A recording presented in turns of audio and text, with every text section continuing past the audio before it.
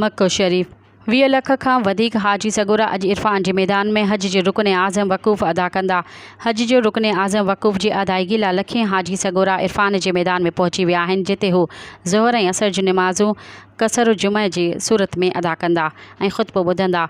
मस्जिद निमरा में हज जो ख़ुतबो ॾिनो वेंदो। मस्जिदुल हराम जो इमाम ऐं ख़तीब शेख माहिर हमदुल मौख़ली ख़ुतबो ॾींदो, जंहिंखे उर्दू समेत 50 ॿोलियुनि में नशर कयो वेंदो।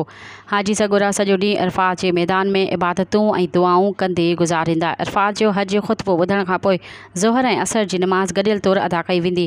मग़रिब खां अॻु हाजी सगोरा मुज़दलिफ़ा तरफ़ रवाना थींदा ऐं उते मग़रिब ऐं इशा जूं नमाज़ूं गॾु पढ़ंदा। मुज़दलिफ़ा में हाजी सगोरा रमी शैतान खे हणण लाइ पथरियूं गॾु कंदा। आच जी सुबुह हाजी सगोरा वापसि मन्ना रवाना थींदा ऐं शैतान खे पथरियूं हणंदा, जंहिंखां पोइ क़ुर्बानी कई वेंदी ऐं हाजी सगोरनि जो हज जो फ़र्ज़ु मुकमल थी वेंदो।